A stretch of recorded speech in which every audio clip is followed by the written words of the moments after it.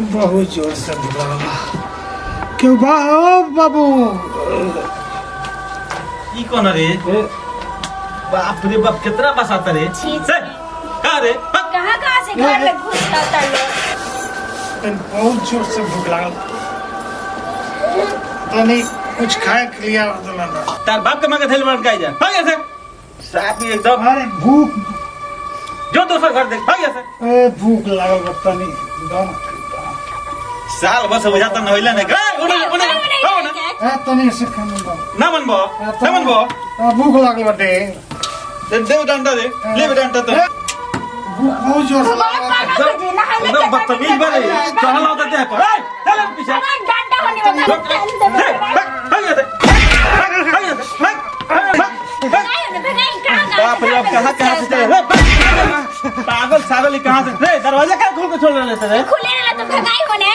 औ देख तो खुलल बा दरवाजा। चल बंद अरे कहाँ से लड़का क्लियर तरह से छीट छाट के बिछावना के साथ तोरो तो ध्यान देवे ना करबी तो सब लोग थोड़े मना करत रही। ना मना करत रही ये बिछाना करत रही। अच्छा तुम नहीं कर बोली ना। हां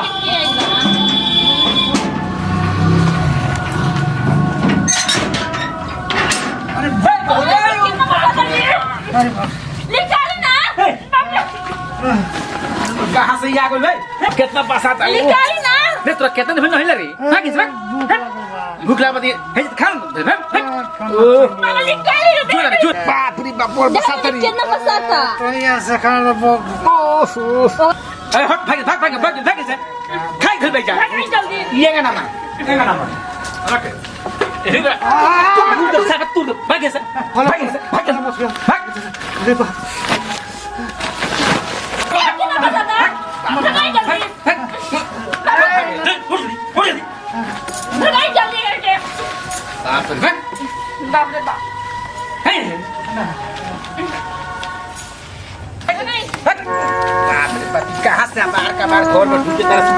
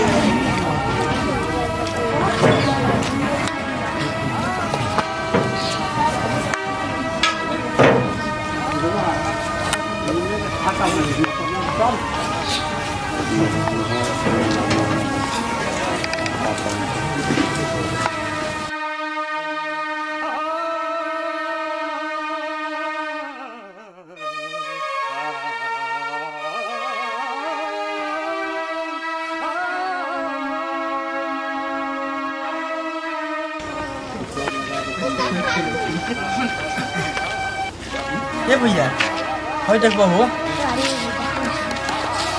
का कुत्ता के जो तू काहे खाता रहो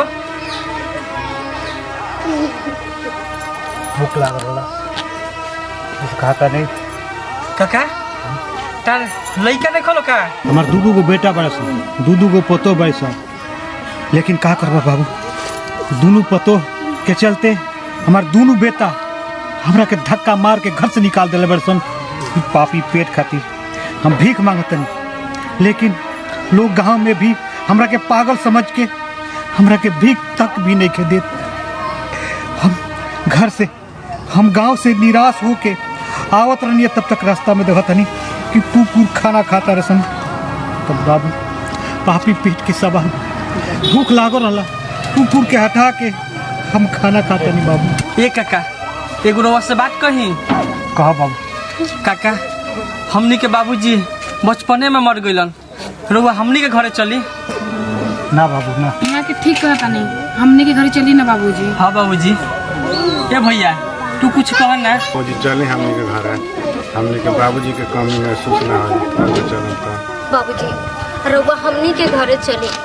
हम अपना ससुर के नइखी देख ले, हमरा ससुर के कमी महसूस ना हुई और यहाँ लोग के अपना बाबूजी के कमी ना महसूस हुई। चली बाबूजी हमने के घर। बाबूजी चलो। ठीक बा खाते रहे।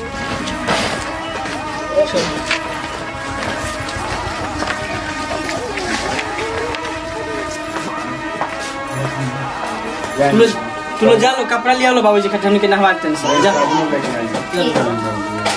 काट के फेंक दो बाबूजी, हमके दोसर ही आते हैं। कपड़ा निकाल दो।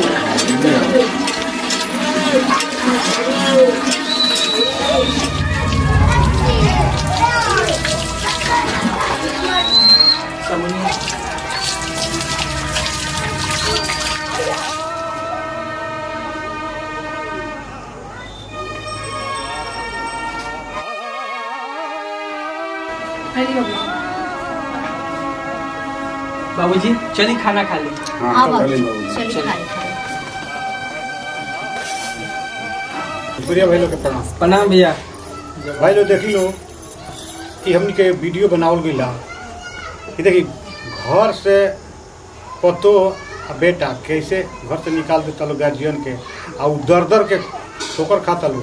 तो भाई ऐसा केहू भी अपना बाप के संगे अपना महतारी के संगे मत करे मिली। काहे से अगर रउआ करते हैं तो रउर लड़का देखी तो रउओ के वही तो करी। यही से रउआ लोग बच के रही और जौन भी काम करी ऐसा करी कि लोग रउआ के शाबाशी दी, समाज में रहू बाबूजी के रउआ परिवार के लोग कहे कि हम अव्वल दर्जा के आदमी। जय जवान जय किसान।